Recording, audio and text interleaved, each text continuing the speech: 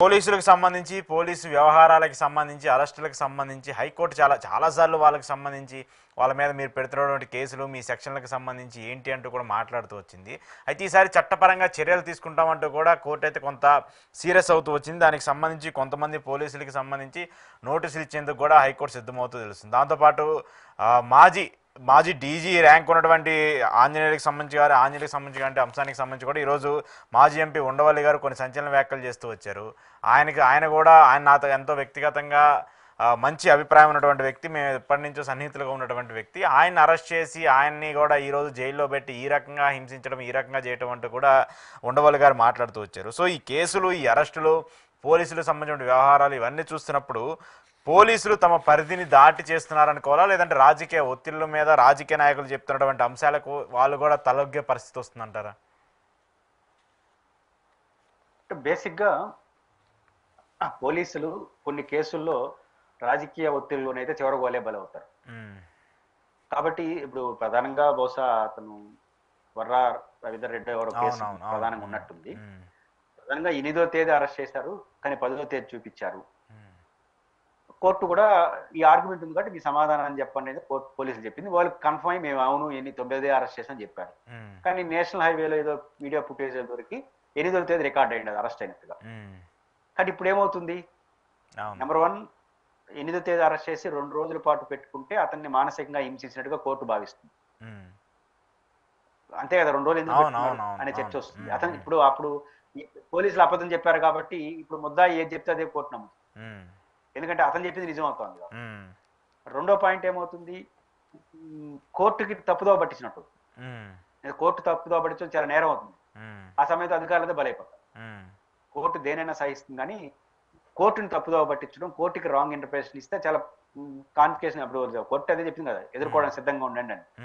కాబట్టి ఇది ఎందుకంటే పోలీసులు రాజకీయాలు అధికారంలో గౌరవించాలి, వాళ్ళ మాట వినాలి కాదన్న, కానీ అది ఒక లిమిట్స్ దాటకూడదు, నిబంధనలు దాటి వాళ్ళని ఎత్తుకోవడం వరకు తీసుకోకూడదు.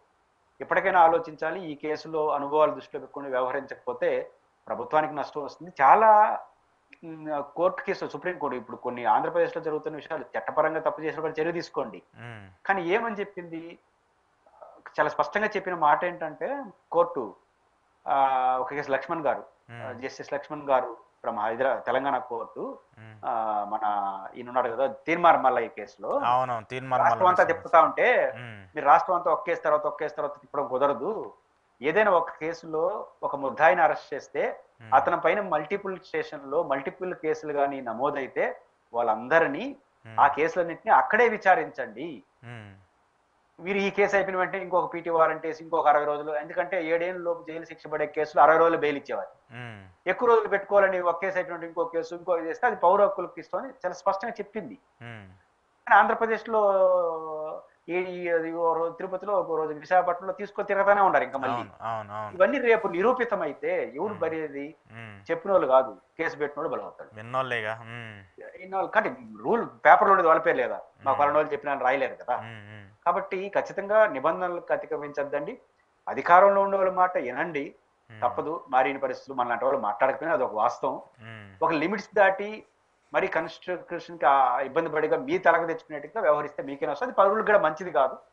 ప్రభుత్వం కూడా ఒక దశ వరకు పోలీసులు వింటారు, ఒకరిద్దరికి ఇబ్బంది జరిగిందంటే మళ్ళీ ఏం చెప్పినా వినరు, అది ప్రభుత్వానికి కూడా నష్టం. భయం ఉంటుంది, మళ్ళీ ఏం మంచి చెప్పినాడు వినరు, అది ఇబ్బందులు వస్తాయి. కాబట్టి ప్రభుత్వం కూడా ఆలోచించాలి, పోలీసులు ఆలోచిస్తే మంచిది. ఓకే. ఏంటి ఆంజనేయులు గారికి సంబంధించిన వ్యవహారం, ఉండవల్లి గారు కొన్ని కీలక వ్యాఖ్యలు చేస్తూ వచ్చారు. అసలు ఆయన కేసును కూడా తప్పంటూ కూడా మాట్లాడుతూ వచ్చారు. ఒక విధంగా చెప్పాలంటే ఆ జత్వానీకి సంబంధించి గతంలో ఆమె మీద ఉన్నటువంటి కేసులు కావచ్చు, ఈయన అసలు బెయిల్ అప్లై చేయకుండా ఒక డీజీ ర్యాంక్ ఉన్నటువంటి ఒక అధికారిగా ఉండి, ఆ గతంలో పాటు చాలా రాజకీయ ప్రమేయం ఉన్నటువంటి వ్యక్తిగా ఉండి ఆయన అంత సెల్ఫ్గా ఫైట్ చేస్తున్నాడంటే నేనే ఆశ్చర్యపోయాను. ఎందుకంటే ఈ కేసుకు సంబంధించి నాకు ఎలాంటి లేకపోయినా కావాలని చెప్పి కక్షపూరితంగా చేస్తారని చెప్పేసి డైరెక్ట్గా నేను వెళ్ళి ఆయనతో మాట్లాడినప్పుడే చెప్పారని చెప్పేసి ఉండవల్లి గారు చెప్తున్నారు. ఏం చెప్తారు దీనికి సంబంధించి? కేశవ ఆంజనేయులు గారికి సంబంధించిన కేసులో ఆయన అరెస్ట్ అవ్వడం, ఆ తర్వాత పరిణామాలు ఒక సంచలనం అయితే, అంటే మీరు చెప్పినట్టు ఆయన బెయిల్కి అప్లై చేసుకోకపోవడం, ఆయన కేసులు ఆయనే వాదించడం, కానీ చూసుకుందామని నిలబడడం అనేది ఒక సంచలనం అయితే, ఉండవల్లి అరుణ్ కుమార్ ఎంట్రన్స్ తో ఇది బాంబు పేలినట్టు అయింది. ఓకే. ఎందుకంటే ఉండవల్లి అరుణ్ కుమార్ గారితో వ్యక్తిగతంగా విభేదించే వాళ్ళు ఎవరైనా ఉండొచ్చు, కానీ ఆయన క్యారెక్టర్ పరంగా పర్ఫెక్ట్ గా ఉంటాడు. అవును. ఆయనకి పట్టు దొరకకుండా, సబ్జెక్ట్ దొరకకుండా దేంట్లో ఇన్వాల్వ్ అవ్వడు. ఆయన ఏదైనా ఇన్వాల్వ్ అయినా అంటే దాంట్లో పట్టు దొరికితే ఇన్వాల్వ్ అవుతాడు. అవును. పిఎస్ఆర్ ఆంజనేయుల విషయంలో ఎందుకు పోయినారని మీలాంటి జర్నలిస్ట్ అడిగితే చాలా సింపుల్ గా చెప్పినాడు. నేను ముందస్తు బెయిల్ తీసుకోమన్నాను, లేదు 10 రోజులు పోయి వస్తాలేనాడు, వస్తే స్టేషన్కి వస్తాలని నేను కూడా అన్నాను, దానికోసం పోయినట్టు. అంత అమాయకంగా అయితే ఉండవాలి అనుకున్నారు గారు బాబు. ఆయన పైకి చెప్పినాడు, కానీ ఆయన ఎక్కడో దీంట్లో కీలకమైన పాయింట్ దొరికింది. నేను అనుకుంటుంది ఈ రోజు ఆయన చెప్పిన లెక్క ప్రకారం ఒక సంచలనం కాబోయే అంశం ఏంటంటే, జత్మల అనే ఆ వ్యక్తి ఒక పారిశ్రామికత, పేరు చెప్పలేదు, నేను అనుకుంటే జిందాల్ అనుకుంటున్నాను, ఆయన పేరు చెప్పలేదు. ఆయన ఆసియాలో నెంబర్ 7 ప్లేస్ లో ఉన్నాడు, 2 లక్షల చిల్లర కోట్ల టర్నోవర్ ఉన్న వ్యక్తి. ఆయన బహుశా ఈయన పైన రేప్ అటెంప్ట్ చేశారు అనే కేసు మహారాష్ట్రలో రిజిస్టర్ అయి ఉన్నది, ఎవరు జత్మలని. ఆ కేసులో ఈమె పోయి కానీ సాక్ష్యం చెప్పితే శిక్ష పడుతుంది, కాబట్టి ఆ సాక్ష్యం చెప్పనీయకుండా నన్ను ఆంధ్రప్రదేశ్ పోలీసులు అరెస్ట్ చేసి ఇబ్బంది పెట్టి కేసు నీరుగార్చే ప్రయత్నం చేశారనేది ఆ కేసు అలిగేషన్ ఆయన అంటున్నాడు, ఆ రాశారంటున్నారు. ఇదే అయితే చాలా పెద్ద విషయంగా మారిపోతుంది ఇది.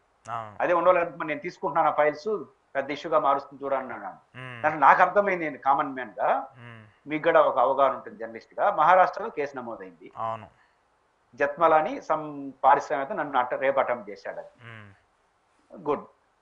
కేసు నమోదైంది. కేసు నమోదైనప్పుడు ఈమె సాక్షి. ఇప్పుడు ఆంధ్రప్రదేశ్ పోలీసులు నేరుగా పోయి అరెస్ట్ చేయడానికి లేదు, మహారాష్ట్ర పోలీసులు అరెస్ట్ చేయాలి.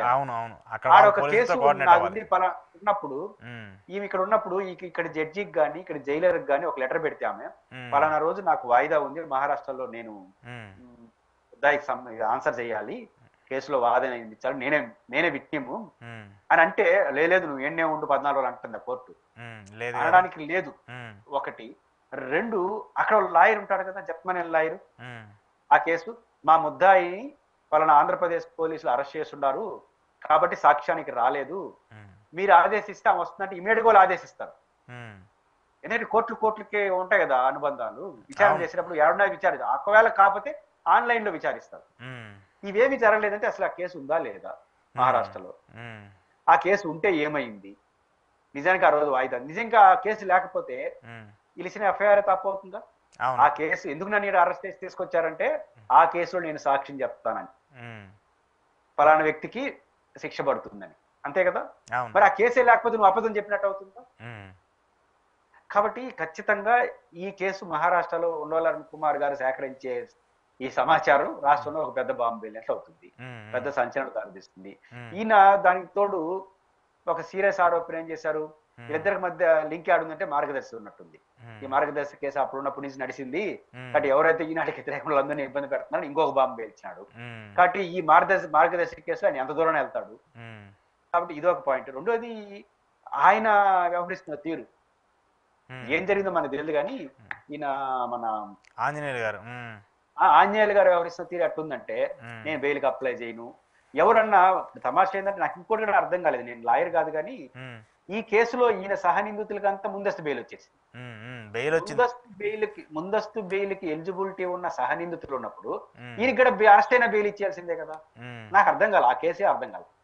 ఇప్పుడు మన ఇద్దరం కలిసి ఒకే కేసులో నేను A1 మీరు A2 అంటే అసలు ఈయన అప్లై చేయట్లేదని కదా ఆరోపణ, అసలు ఈయన అప్లై చేయట్లేదు, కనీసం పిటిషన్ ఫైల్ చేయట్లేదు, అప్లై చేయలేదు, కోర్టు ముందు చెప్పారు నేను తప్పు చేయలేదని. అప్పుడు కోర్టు ఏం చెప్పారు, ముందస్తు బెయిల్ ఇచ్చినప్పుడు ఈయన్ని విచారించి పంపండి, రూరూప్ అయితే మళ్ళీ జైలు శిక్ష చేద్దాం అని చెప్పాలి. నాకు అర్థం కాలేదు, ఈ కేసే అర్థం కాలేదు, గందరగోళం. కాబట్టి ఏదైనప్పటికీ కూడా ఇది చాలా జరిగే అవకాశం ఉంది. ఆయన అప్లై చేయట్లేదు, నేను ఉంటానంటున్నాడు. ఇది ఖచ్చితంగా ఒక పెద్ద సంచలనమైన మార్పు. ఇక్కడ ఈయన సంచలనం అవుతాడు, ఉండవల్లి అరుణ్ కుమార్ గారు చెప్పబోయే అంశాలు సంచలనం అవుతాయి. మాత్రం ఈ కేసు ఈ రాష్ట్రంలో పెను సంచలనానికి అయితే దారితీస్తుందని మాత్రం అర్థం అవుతాం. అదే ఈ కేసుకు సంబంధించి ఏది డివియేట్ అయినా ప్రభుత్వానికి ఏది, ఒకవేళ ఇది రివర్స్ ఈ కేసు లేదని చెప్పేసి కావాలని కక్షపూరితంగా చేశారని చెప్పేసి చెప్తే ప్రభుత్వం, ఎందుకంటే ఇప్పటికే చాలా ఫేస్ చేస్తూ వస్తుంది కదా ఈ అంశం, ఇంకా మరింత పెద్ద ఎత్తున చర్చ చేస్తుంది. ఎందుకంటే ఒక డీజీపీ స్థాయిలో ఉన్నటువంటి ఒక వ్యక్తిని అరెస్ట్ చేసి ఇబ్బంది పెడుతున్నారని చెప్పేది ఒక పెద్ద ఆరోపణలు కదా. అన్ని ఆరోపణలు ప్రభుత్వానికి రాజకీయంగా చెడ్డ పేరు ఎంతో తెలియదు కానీ, ఇప్పుడు ఆంజనేయులు గారు అరెస్ట్ చేసి ఈ కేసు పెట్టిన అందరూ ఇబ్బంది పడతారు. అది కానీ పాలసీ. ఆంజనేయులు గారు బెయిల్ తీసుకోకుండా డీజీ క్యాడర్ అయిన director general of police cadre లో ఉన్న వ్యక్తి జైల్లో 10 రోజులు ఉన్నాడు అంటే ఉమ్, ఈ కేసు ఫాల్స్ కేసు అంటే ఆయన వదులుతాడా? ఉమ్, ఈ కేసు పెట్టిన వాళ్ళందరినీ లాగుతాడు. అవును. పైపించి ఇంకా 2 ఏళ్ళు 3 ఏళ్ళ సర్వీస్ లో ఉంటాడు ఆయన. ఉమ్, ఉమ్, ఉమ్, కాబట్టి అన్నిటికీ ఒకేసారి ఆన్సర్ ఉంటుంది. కాబట్టి ఖచ్చితంగా దీంట్లో ఎవరో ఒకరు మూల్యం చెల్లించుకోక తప్పదు. ఏమవుతుంది కానీ ఇది ఒక పెద్ద సంచలనం అవుతుంది. ఈ కేసు పెద్ద టర్న్ తీసుకునే అవకాశం అయితే ఉంది.